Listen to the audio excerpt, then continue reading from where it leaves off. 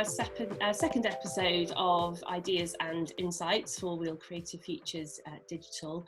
My name's Ellen O'Hara and I'm the Creative Business Coach for Real Creative Futures. Just a bit about the programme. So Real Creative Futures Digital is a free business support programme for creative and digital businesses in Nottingham. We're based at the New Art Exchange in Hyson Green, Nottingham, which is an internationally renowned and award-winning gallery and performance space. And our programme is part of a bigger initiative called The Big House, which is a 3-year, £5 million programme offering free business support from coaching, training, showcasing opportunities, networking for creative and digital businesses in Nottinghamshire and Derbyshire. And we're very fortunate to be part funded by the European Regional Development Agency and our local economic partnership, which is Midlands Engine. And today I'm delighted to be joined by two of our wonderful specialist coaches, Bev Shephard and Carol Adlam, and we're going to be talking about customer loyalty in broad terms and how we can keep in contact with our audiences, with our customers and our communities, and just share some ideas and insights about that. So welcome guys, thank you for being here today. It would be great to just start with a bit of an intro really about you and your practice before we get into some questions. So could we start with Carol? Yes, sure. Hi Ellen, hi Bev. Thanks so much for inviting me.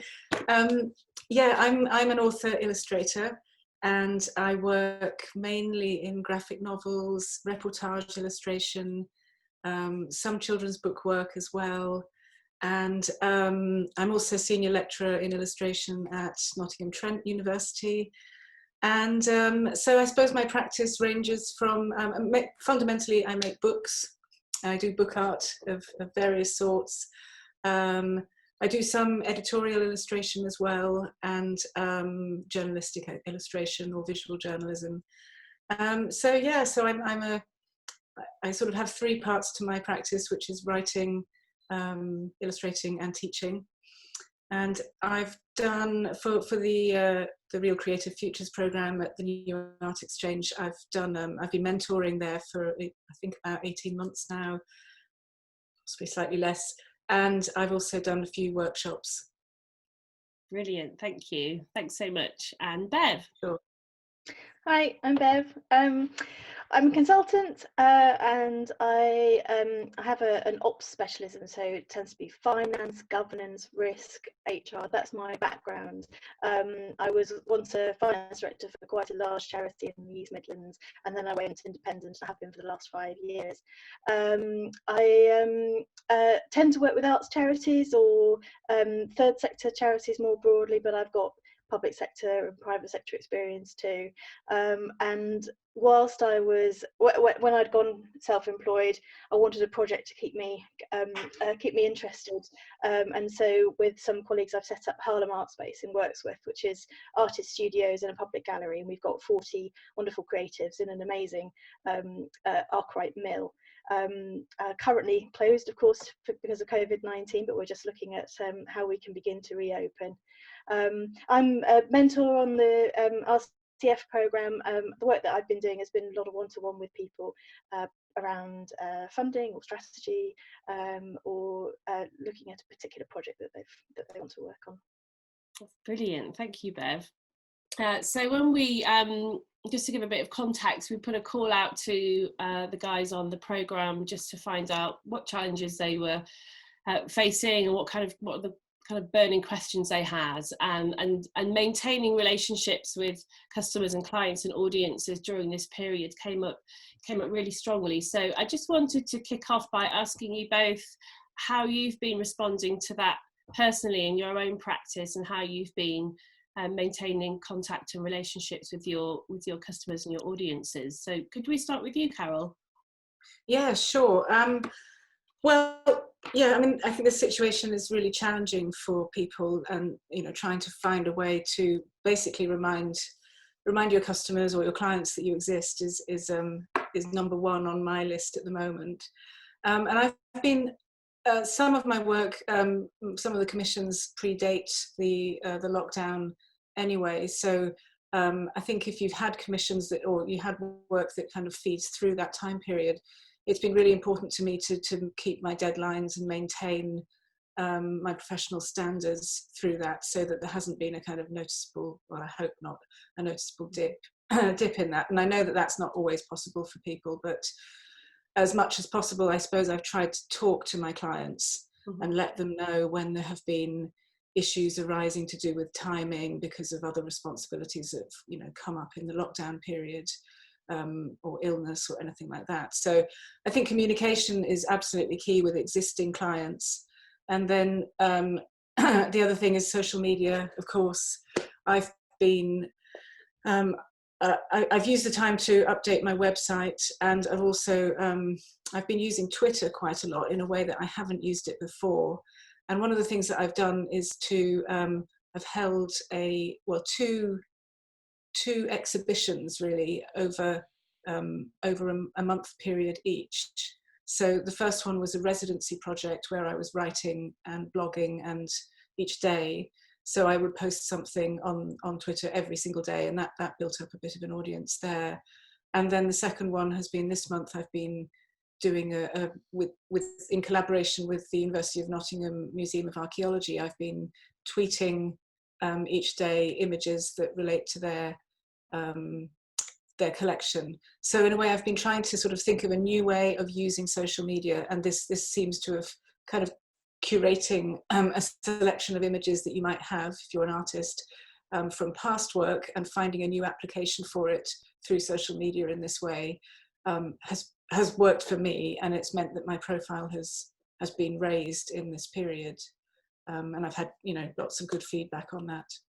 And the other thing I've done is also use podcasts as a means of, again, sort of just trying to reach a different audience. And in this case, this is the podcast I'm doing is concerns writing. So so I've kind of got these three strands that I'm doing: the website, Twitter, and podcasts that have helped me not only address previous clients, but hopefully kind of generate some new interest as well. And do you have a sense of, in terms of a new audience, do you have a sense of who they might be, or how, you know, what the split is between existing followers and new people? Well, I suppose they're people who have certain shared interests. so the museum work I've done, because I work quite a lot with museums, that's sort of brought in people from other museums who are currently out there and sort of following certain hashtags. You know, Museums Unlocked is one hashtag, for instance. So I think, I don't get the sense that there are kind of completely new people, but that, or rather that their interests lie far outside what I would expect, but that the kind of wider pool of people that can be drawn in this way within certain categories. Yeah, that sounds great.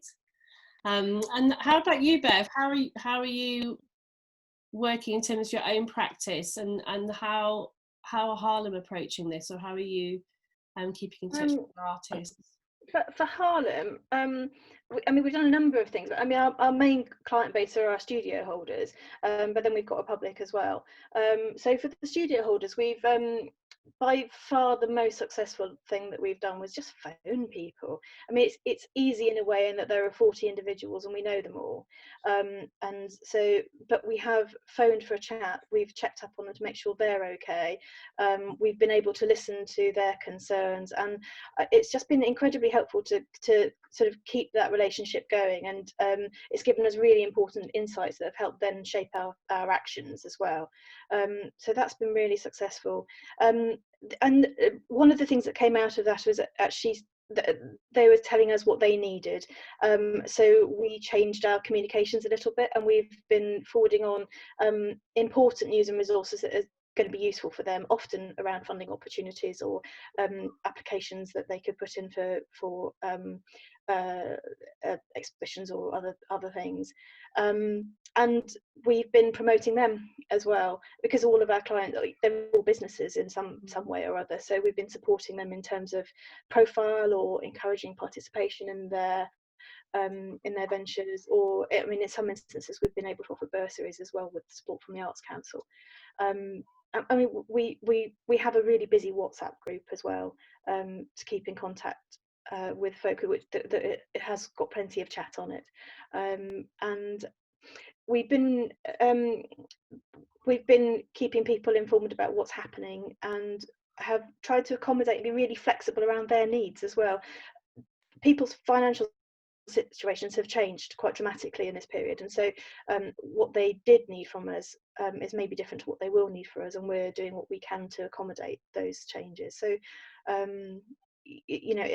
but those 40, it's all about relationships and actually maintaining those for the studio holders. For our public, it's social media and a wider newsletter, and we've got, I mean, similar to you, Carol, we've got some online exhibitions that are going to go up. I think I've been reflecting on what worked, what hasn't worked so well, and we also, for the studio holders, instigated a couple of weekly Zoom meetings, where we would just catch up with one another over soup and a chat, or looking at particular strands of work that folk might want to discuss with one another. And I think people are a bit zoomed out, and so there was a lot of enthusiasm right at the beginning, and actually as time has gone on, that has dwindled. So that's been an interesting reflection, actually. Yeah, if I can add to that, yeah, I absolutely agree, Bev, on that last point about you need to be careful not to sort of overwhelm people, I think, and that's something that when I've been thinking about how to kind of maintain clients, I've been, I've considered whether I should sort of try and set up Zoom appointments, or just to have a even a phone call, and actually I haven't really done that because I feel people, there's too much of that, a bit too much of that going on at the moment, so sometimes less is more. But what I've decided to do is try and be kind of regular with my say a newsletter or something that I can send something out, but it might be once a month or once every 6 weeks or something. So it's just a little kind of blip on the radar rather than overwhelming people with it. Yeah, absolutely. Yeah, I think that's a really good point. And what have you, in the conversations and feedback that you've had from existing clients, what have you noticed in terms of their changed needs? Bev, you mentioned that, and it's certainly obviously something we've experienced with the participants themselves, wanting something slightly different from the programme. What kind of shifts have you noticed or heard in terms of needs? Financially, it has had a big impact for some people, and so that's had an impact on the space that they can afford from Harlem. But I think one of the things, this is probably even more important for us, is what Harlem does is offer community, and it's very much about those conversations that you have whilst you're in the kitchen making a cup of tea, and people running ideas past one another, and the need for that hasn't gone away, but it's been difficult to find. It has been a real challenge to find a suitable way of maintaining that connection, and that's where I think there's no substitute for a phone call if you've got an audience that you can engage with in that way, because it's that one-to-one contact, and even then acting as being signposting people to other people or ideas is really valuable. Yeah, people have been craving one-to-one contact and personal contact. Yeah. And how about you, Carol? Have you noticed in the feedback that you've receiving, have you noticed a difference in terms of what people need and want right now in terms of engaging with your work? Yeah, definitely. I mean, on the more negative side, I've had, say, publishers I work with basically say that their offices are closed for now, and, and that we can't sign contracts that we were, say, just about to sign when the lockdown happened. So there's a sense that things are in limbo. So again, all I'm trying to do with that is not push that at all, but try and just do an occasional reminder that I'm still here, but I as an illustrator that's quite can be quite an isolated field anyway, that you sit at home and so on. So yeah, I think again, it's really, well, actually one of the things that people have, actually a big change in my practice has been that there's been more teaching, online teaching, and that's something that clients have wanted much more of, and I've had more public, more inquiries from the general public about classes that I might run and whether I'm doing extra ones of them or different versions of them. So in a way, the kind of the split that I mentioned between my practice is definitely sort of tilting at the moment towards the teaching end, which is fine. You know, that's fine for now. It's been very helpful, and actually I've had some very positive engagements, you know, doing classes online. So yeah, I think for me as an independent, you know, a sole trader, it's that community that I miss as well, that I'm finding, you know, that I would normally get from that interaction, that face-to-face interaction with clients. And, you know, I go off and meet people and talk about what they need. And so those sort of almost accidental conversations aren't happening quite as much. Yeah, so I mean, I agree with you, Bev, that a phone call can be a good way of doing that. But that all depends on your pre-existing relationship with the client. Yeah. So That's great, thank you.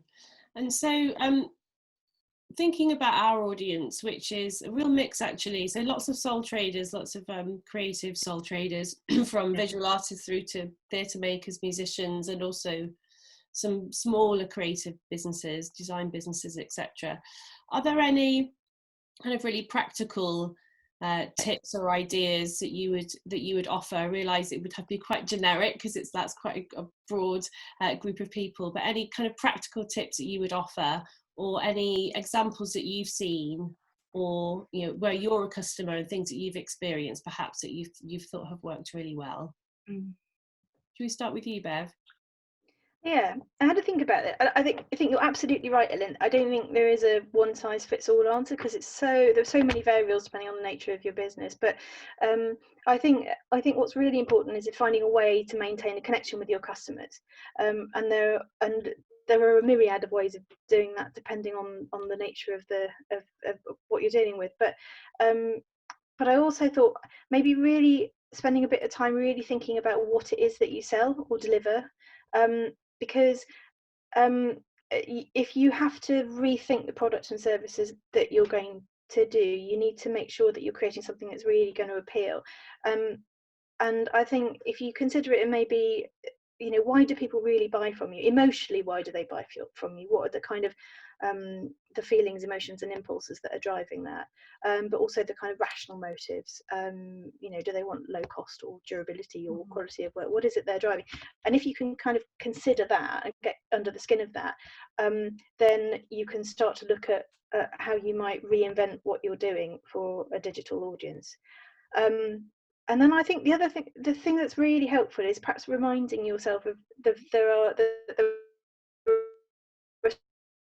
so many different models for making money.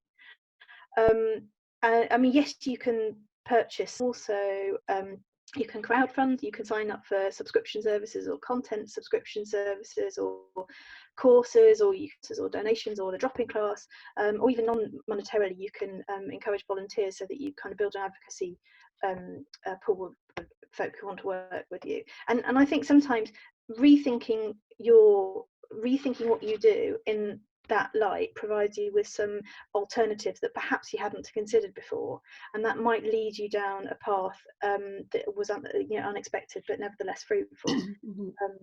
So yeah, those are the things I was thinking about. I've got some practical examples, but maybe Carol. Let's come back to those in a moment. I think that's really good advice actually, and we do have another video which would be worth checking out by one of our participants, Laura Matthews, and she's talking about Patreon and how she has a Patreon account, and she's a maker, and she still is selling some product, but she's been sharing her insights on building her Patreon audience. So I think that's definitely another one. Another video to check out. And how about you, Carol? What would be your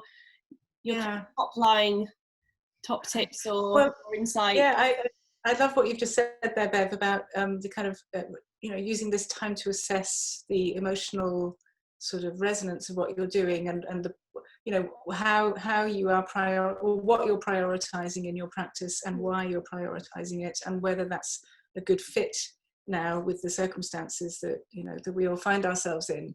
And so in a way, we were talking earlier about the sort of public facing things that you can do with your, you know, your clients and your customer base and so on, but this is more about the kind of hidden activity of what you do while you're just having a think, and how you might use that sort of more hidden time productively. So yeah, I mean, I was thinking about, you know, keeping an eye on various funding schemes, and of course there are multiple models of raising money as well, but you know, looking at places like the Arts Council, although I know they're suspending their funding at the moment, but as I understand it, but they will reopen at certain points. Keeping an eye on all of the professional associations that you might be a member of, and, you know, using their advice and guidance as well. Mm-hmm. Building, say, an email list of subscribers, you could do that to sort of then be ready with whatever the service or products or whatever it is that you're going to be trying to engage people with further down the line. Absolutely working on different platforms, like, you know, yeah, crowdfunding platforms. Kickstarter is one, for instance, if you have a particular project in mind. So I think there are all sorts of different ways of doing it, but yeah, maybe just sitting down first of all and looking at what the distribution is of what you do, and whether you need to sort of shift a certain percentage of what you do over, whether you need to change emphasis, which is certainly what I've been doing. Yeah. And Carol, have you seen any particular examples that you thought, they're doing that really well, or you, even as a customer yourself, being reached out to, and you thought, that was really effective, or I really responded to that? Yes. Well, I do some work for a magazine. I don't know if you want me to name the magazine at all. Yes, it's fine. All right, okay, so I'll start here. So, yes. So I do some occasional work for a magazine called Delayed Gratification, which is a slow journalism magazine, and they produce a quarterly issue, a very kind of a beautiful, kind of collectible magazine about the news in the last sort of 3 months. So they revisit old news effectively and go in depth with it. And normally they would, I mean, they have a subscriber base anyway, and they would do some occasional classes, but what they've really put their energy into now is offering people small taster classes. And then with me, they've been developing the idea of longer classes over certain periods of time, and then looking down the line at possible in-person ones as well, much, you know, further down the line. And I've just thought that their model, in a way, has been really good. They've been so flexible and responsive, and they've been very present in their public, sort of, you know, how they've addressed their public generally. So with these little taster classes, so I'm starting to think that little taster, you know, tutorials, or even free things that you can give to people and put out there, are very useful for keeping your profile going. And they've also been using YouTube as well for sort of doing additional little taster videos as well. So yeah, so that's one model that I think is working well. Yeah, I think that sounds great. And actually, I think it's a good fit with what you were saying before about people feeling quite overwhelmed with content. I think it's really easy to rush out with everything in a digital version, but actually just testing that and testing the absolutely, yeah, that's right. So the way forward, isn't it? Just to see, have you got your assumptions right about people's needs? You might think they've changed in one direction, or they still want the same content, but actually it's a great way of testing, isn't it? So they've been following on with you know, gathering quite a lot of feedback from the people who have been taking part as well, and really, you know, being very careful to adjust what they're doing in accordance with the feedback. So more generally, I'd also say there are, you know, nowadays there are lots of means of doing effectively market testing. So, you know, Google Forms and you know, Facebook questionnaires and so on. And I really think that's worth doing, even if you're, you know, you only get, say, 10 people replying, but if you put something up and say, well, what do you think about this? Would you buy this? Mm-hmm. And so on, and just asking a few simple questions, that can still be a really, really useful way of effectively kind of testing your product and aligning yourself so that when things do open up, you're in a good position. Yeah, that sounds great. And how about you, Bev? What examples have you seen that you've thought I mean, my or not done well? Maybe you've seen some examples of what not to do. Well, I was thinking about the ones that have been great. I mean, my personal favourite is the Artist Support Pledge. Matthew Burrows started it, and it's been so successful. And I love the fact that it gives back to others as well. And yeah, that has been so successful. I've been blown away by that. Then one of our studio holders, Tracy Meek, has produced some isolation art mail, and you sign up to it. It's on a pay-as-you-feel basis, and she will send you a piece of art through the post. You take it, you tweak it, you adapt it, and you send it back. And I think it's just lovely to do some really analog stuff in a world that has been very digital. And I also think it's fantastic to see. I'm interested to see how it's going to develop. I'm sure that she'll be able to exhibit it, or there might be a book. I don't know, but it was a lovely initiative that has connected people across the world, actually. And then Little Bird Music. Helen ran weekly music classes for toddlers, all face-to-face interaction, lots of noise running around and stuff, and she has just she's just completely revamped it and gone digital, reached a much wider audience with it, and has been able to innovate with what she's doing with puppetry, and it's given her kind of a new creative lease of life, actually. So that's been really interesting to see. Another one, garden blueprints. So they're a garden designer, and they've launched 2 new digital services. One so that you can do an online design consultation using Zoom, and instead of going out and do the face-to-face stuff, and online border plans, planting plans. I just thought that was a great, and it's a really affordable service in the way that garden design can actually be really quite an expensive service, but it makes it a little bit more affordable for the rest of us who are stuck at home wondering what to do with our terrible gardens. That sounds amazing. That's something I could do with right now, to be honest. I might just check that out. I'm just randomly digging holes in my garden, wondering what I might do with them.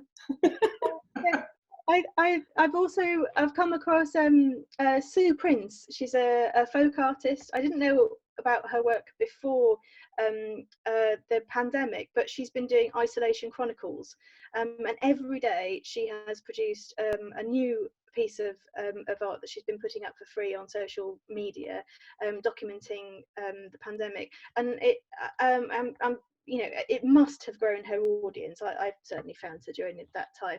And again, I think it's really interesting what she'll do with that afterwards. I think the consistency of her approach would suggest again that there's something like a book that comes out of that in some way. And then just another one. One of my clients is Full Grown Furniture, and they grow chairs from trees. And they have been writing. They've just produced to all of their existing customers to keep them informed about what's happening and introduce them to their Shares in Chairs scheme. And I just think it's such a lovely personal touch, actually. And sometimes that can go a really long way to building relationships. I've seen so many good examples of people thinking creatively about the problem and innovating. It's been really good, actually. Yeah, it's quite amazing, and I certainly really value the things I've received in the post. So yeah, I've similarly had handwritten letters from a couple of clients, which has just been so wonderful because we just don't receive those very often these days. It's that handwritten. It's the analog thing you were talking about there, Bev. That I think people want to have objects that they can hold in their hands and feel, and everything is so mediated through a screen at the moment. So I was actually, you reminded me that there's an artist called Becky Sutherland in London who sends out, I mean, she's done this for a long time anyway, but she always sends out these beautifully made, just sort of quite simply monoprinted newsletters, and they're always folded in a kind of lovely origami shape, and so you get this kind of beautiful object in the post that you unfold, and it's got a little bit of news in it about her practice. And you know, and I love that, and I think that's, if you're absolutely, it's kind of about little and often in that sense, that you can sort of, if you're recording your everyday life, you could be making them into little books and sending them out to people, or you know, there are just all sorts of lovely things that you could pop in the post, basically. And sometimes simple is better as well. Kate Jennifer, another artist, Lincolnshire based, took a series of 6 Polaroids, one new set every week, and she was asking her existing customer base to nominate somebody who would receive one through the post. And I just thought, oh, that's beautiful. And they were lovely, and it's such a simple gesture, but actually can go a huge way. And I really like the ones that carry on giving in that way. That's it. It's about community, isn't it, and connection. Yeah, and that's what everybody wants. So actually, you know, I think one of you mentioned a book could come out of, Bev, you said a book could come out of one of these projects, that and that's actually, so one of the things I'm doing is off the back of the residency I did, which was a writing and illustration residency, where I wrote for 30 days over a particular period, and is make it into a little book, and the proceeds of that will go to an NHS charity. So because then hopefully that will kind of, you know, people will feel that they're part of something bigger than that single object. And I think that's really important. We're suddenly being sort of thrown into our isolated cells, haven't we? And we need to find ways to kind of tell ourselves that we are actually all connected in a positive way. Yeah, absolutely. I mean, I think that's a really key story that we're hearing from our participants. And when we were asking about, you know, how can we change our programme to meet your needs, and there were some kind of the training elements and content that still felt relevant. But I think the two things that came through really strongly were community and just ways that we can stay connected. And like you, Bev, you know, we thought about Zoom, but we thought people feel quite zoomed out, but maybe there's other ways that we can do that through WhatsApp and just, you know, email and some other and posts.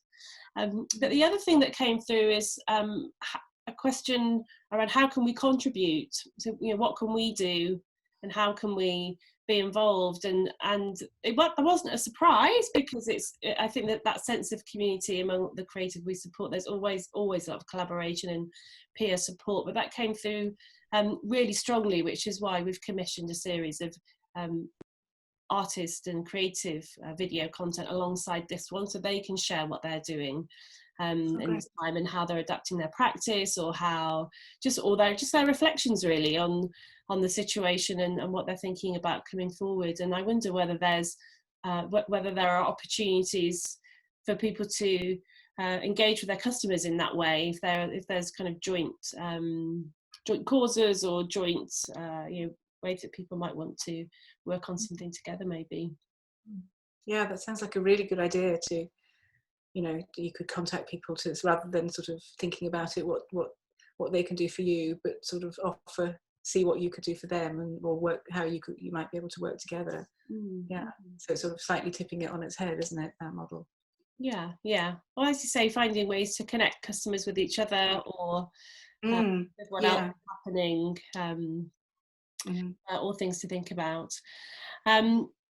You've talked a little bit about some of the kind of social media and the digital side. Are there other digital tools that you're using that you're finding helpful? So you mentioned kind of newsletters. Could you say just a little bit more about that? Are you talking to me? Yeah, we'll start with you, Carol, then we'll go Sorry, yes. Well, Zoom, I suppose, actually. I mean, obviously, and Teams. You know, these are the two big platforms that I sort of had to use. I mean, Teams for my institutional work with Nottingham Trent University, and and Zoom, of course, for client work. So, you know, it's been helpful. I mean, I think, yeah, so I've done quite a lot of teaching on both now, and I've noticed a difference. I think so I teach students who are sort of MA students, but, you know, so younger generation, most of them, and they tend to be very relaxed with it. And I found that to be quite helpful. I mean, I think I was more concerned than they were about how it was going to work. So it's made me feel a bit more at ease with the idea of sort of talking, especially in a group like this, and how that might work. So that's been helpful when I think about my own practice and how I might sort of, you know, tailor things and offer tutorials and so on. Digitally, I've also used, I mean, I suppose I've taken the opportunity a bit to work more with all the packages I use anyway, and to brush up my skills. So I think, again, in this kind of idea of, if you've got a bit more time, you can focus on, you know, what's been lacking in your own practice, what you might need to actually sit down and find out about, and you know, take the time to do that. So I've been trying to do that, and trying to do sort of on a few online tutorials myself to, you know, just make sure that I kind of know all the functionality of whatever it is, Adobe Creative Suite that I'm using. So yeah, so that's been very helpful. And I've also used remote access computers too for large jobs, which has been a revelation to me, that you can sort of go in through a wormhole and find yourself, you know, using a much more powerful computer. So, you know, that's been very helpful too. Amazing, thank you. And how about you, Bev? We kept it relatively simple at Harlem, actually. Yeah. I mean, we use social media an awful lot, and that right from the very beginning, that's always been the way we've kept in contact with our client base. And you know, it's free or cheap, and you can pay for additional advertising and all that kind of stuff, so it makes it really handy. And we use MailChimp, which again is free under a certain number of subscribers. But I think half the battle is really getting enough or growing your customer base on those platforms. That's more than half the battle, rather than the platform itself. So whatever you use, it has to be simple, but the difficulty bit is actually getting your numbers up, and that's where so I would the platform and more about how you grow your numbers, actually.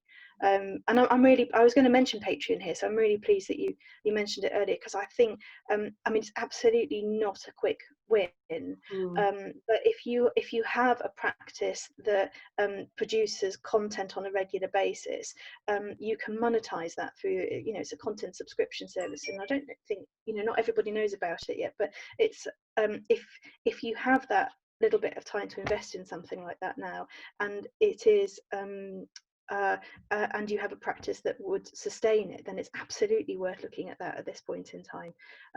There are so many people who will take a monthly wage from Patreon now, and there are some lovely examples. There's the guy that runs the Lifeboat project.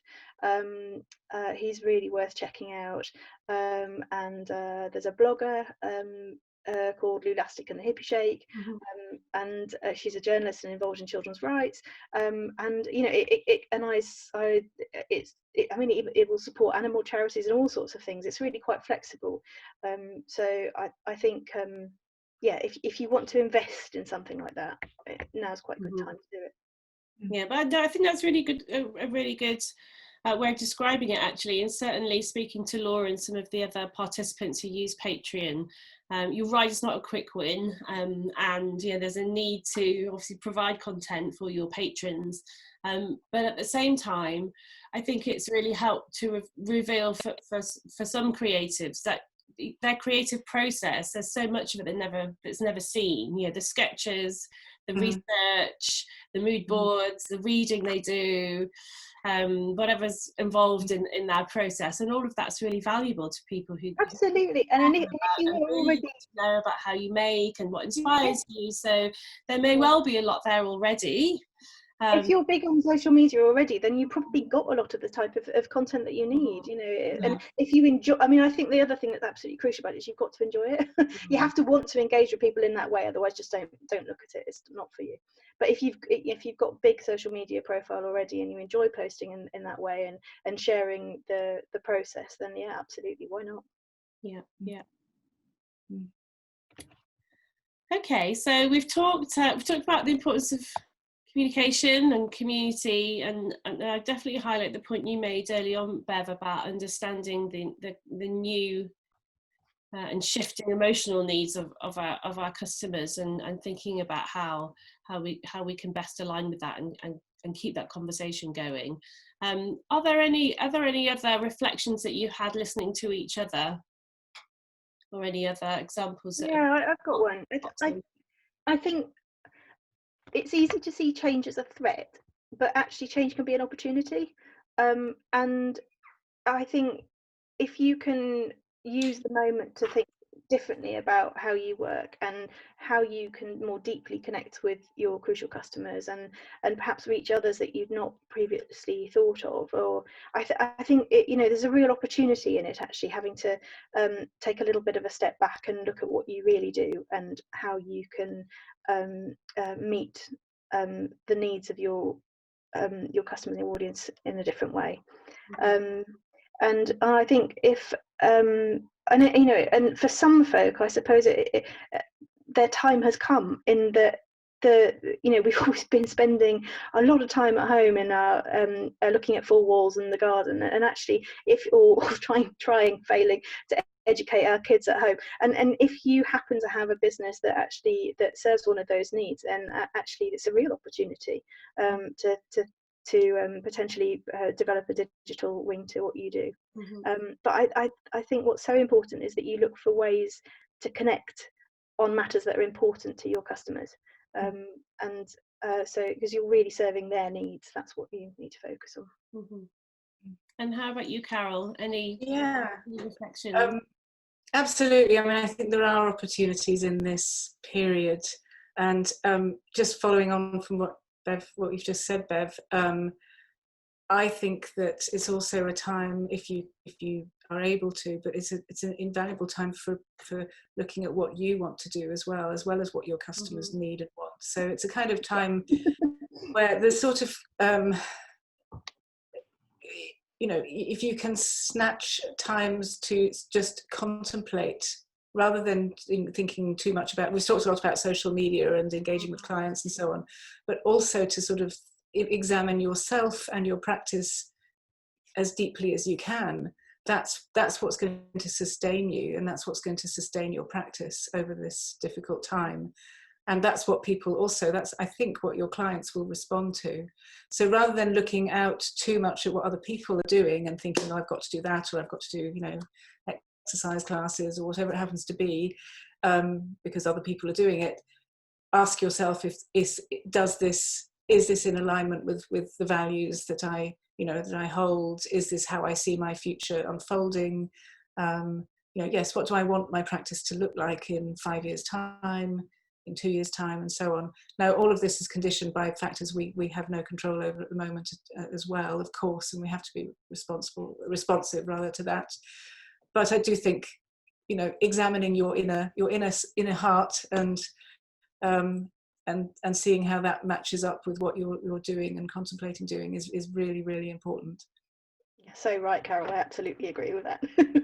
And I would third that, and I think they're really useful questions actually around your values and around your longer term ambitions, even if it might feel somewhat ideal world scenario at the moment. Well, you know, do that deep thinking, isn't it, and take that time to reflect. That's it. I mean, of course, everybody's very anxious, and that's, you know, absolutely, and this is not a situation any of us, you know how to respond to really, and so that can obviously get in the way of doing that kind of deeper thinking. But if you can just find a small corner in your day, even if it's just 5 minutes, to, you know, stare out of a window and think, okay, you know, what would my ideal situation look like, and is there a way of getting there?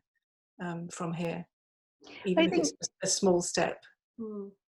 yeah, I mean, I also think it's hard doing that kind of work, and it's really hard doing that kind of work in isolation. And I would think, Yeah. and maybe you would agree, Ellen, that actually that's the type of thing that the mentors on RCF can support with. So because I sometimes having somebody else to bounce ideas around with is the thing that makes the difference to grasping an opportunity. Yeah, I would agree. I think there can be a balance. I think maybe some reflective work, and then putting that out in the world, whether it's through a conversation with someone else or some other way. It's those two things, isn't it? I think kind of digging deep and thinking about what do I really want to do. Or similarly, I think looking at your practice now, how it's evolved, and just taking the time to pause. I mean, what I'm hearing a lot is, despite the kind of financial challenges that this situation has created, it's forced people to stop and look at everything that they've been working on and really question which bits do I want to take forward, which bits actually would I like to do less of, or stop completely. Finances allowing and other things allowing, and what might I want to put more investment and energy and effort and passion that I haven't had the time to do because I've actually been quite busy, which has been great. But I think it's a useful time to pause and reflect on what to stop, what to start, what to take forward. And I think what we're all learning from this experience and what we want to take forward from that learning as these things get back to new normal, abnormal, however we label that. That's been so helpful. I think there's loads and loads of nuggets there. I think we'll try and kind of wrap the conversation up, unless you have any other questions that you'd like to surface that for each other to respond to. But were there final thoughts or insights that you thought would still be useful to table in the context of this chat?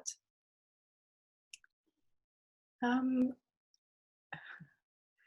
mean, I think it's been pretty comprehensive and covered what I had on my notes in front of me. So I think it's been really helpful, and I think I just really liked your emphasis on the kind of emotional context of this situation for creative people, Bev. And to me I'm going to take that away and have a think about that myself in regard to my own practice.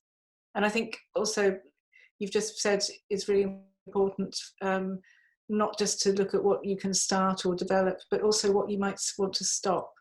And even if the finances mean that you can't quite do that at the moment, it's about conscious decision making, isn't it? Being very conscious of, okay, I'm making this particular decision, or I don't really have much leeway at the moment, so I'll do this, but when I can, I'll do something different. So it is about just bearing that in mind and having a kind of, we all get very caught up in our everyday lives and we rush along and we say yes to things that perhaps we wouldn't otherwise if we were, if we had the time to stop and think about it. So I think just knowing where the boundaries and the parameters of your practice are is really important. And sometimes that can just be really hazy and unclear. So this is a time to sort of actually look around and try and make those out, try and see what they are. Yeah, absolutely. I think it's a good time for future intention setting. Definitely. Yes, absolutely. That's right. Yeah. And how about you, Bev? Any kind of final reflections? I suppose what we're doing at the moment is not going to carry on forever. So if none of that conversation seems to be quite right because maybe what you were doing before was absolutely what you wanted to be doing, then it'll be a new normal, I guess, but we're not going to be here forever, hopefully.